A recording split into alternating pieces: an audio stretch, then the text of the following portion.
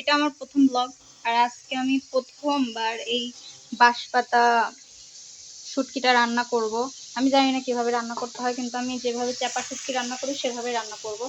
আর আজকে ওয়েদারটা দেখেন গাইস, ও মাই গড, আজকে ওয়েদারটা অনেক সুন্দর, মানে কোনো রোদ নাই, কিন্তু মেঘলা মেঘলা আকাশে আসলে অনেক সুন্দর লাগে।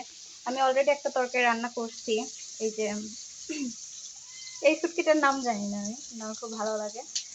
আর আজকের শুটকি বিলাস, তো দেখতেই পাচ্ছেন অলরেডি আমি শুরু করে দিচ্ছি রান্নাটা। আমার মিনি বেবি, তোমার নাম কি? সিম্বা।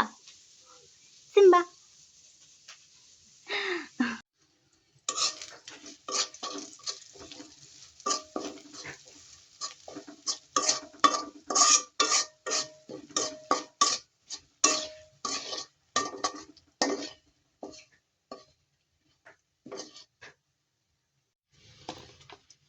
আমি একটু ভাজা ভাজা করার জন্য এই সাইডে করে নিছি, মাছগুলো দিয়ে দিলাম।